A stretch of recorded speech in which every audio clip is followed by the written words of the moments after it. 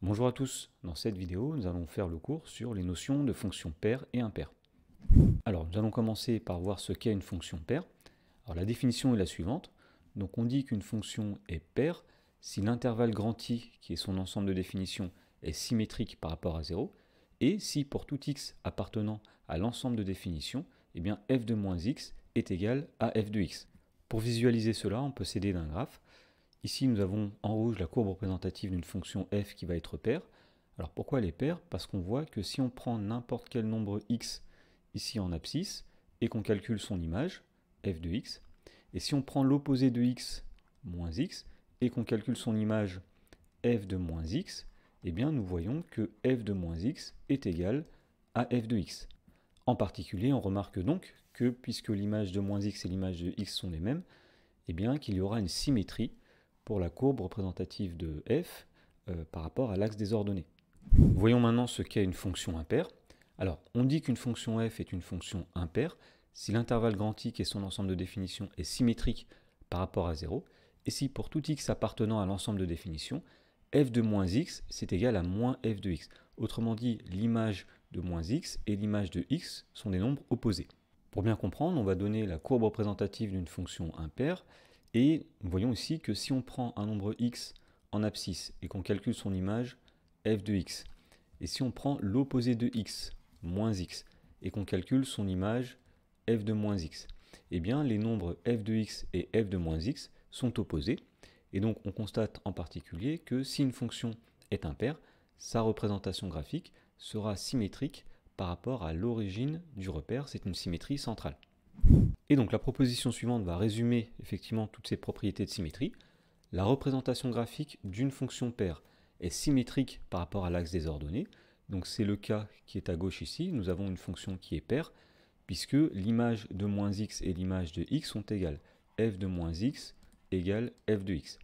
La deuxième phrase dans la proposition dit que la représentation graphique d'une fonction impaire, eh bien, elle est symétrique, cette fois-ci, par rapport à l'origine du repère.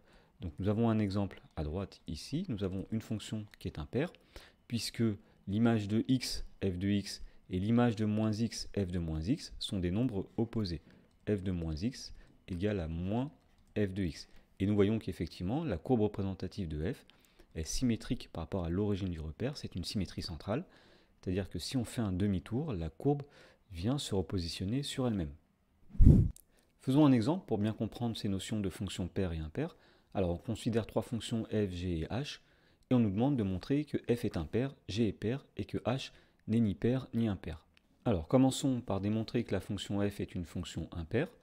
Alors la fonction f est définie par f de x égale 4x. Donc pour montrer que f est une fonction impaire, donc la première chose à dire c'est que l'ensemble de définition, effectivement, grand R est bien symétrique par rapport à 0. La deuxième chose, c'est de calculer f de moins x et de montrer que f de moins x est égal à l'opposé de f de x. Alors, qu'est-ce que c'est que f de moins x?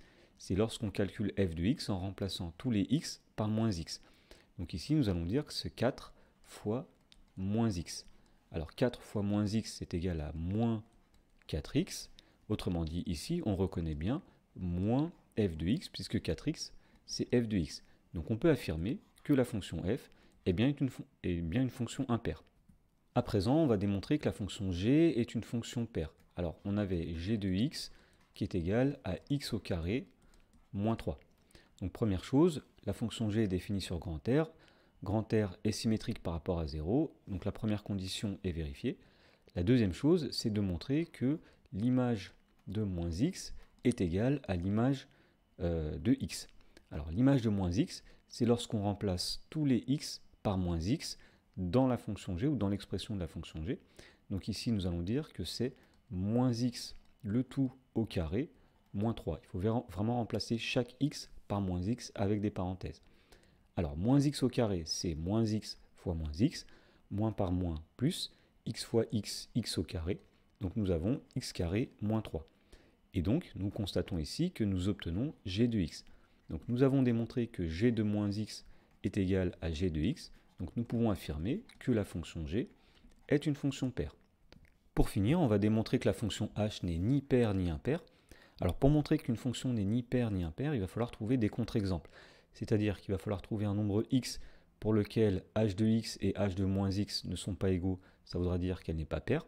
Et il faudra trouver un nombre x, peut-être le même d'ailleurs, pour lequel h de x et h de moins x ne sont pas opposés, elle ne sera donc pas une fonction impaire.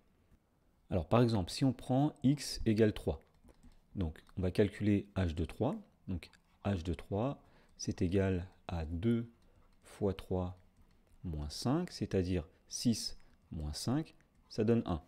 On va calculer aussi h de moins 3. h de moins 3, c'est quand on remplace x par moins 3, c'est 2 fois moins 3 moins 5, c'est-à-dire moins 6 moins 5, autrement dit, c'est moins 11. Et là, on constate deux choses. Première chose, on constate que h de moins 3 est différent de h de 3. Et bien, comme h de moins 3 est différent de h de 3, eh bien, on peut affirmer que la fonction h n'est pas une fonction paire. La deuxième chose qu'on constate, c'est que h de moins 3 et h de 3 ne sont pas opposés. C'est-à-dire que h de moins 3 est différent de moins h de 3. Et bien ça signifie que la fonction h n'est pas une fonction impaire.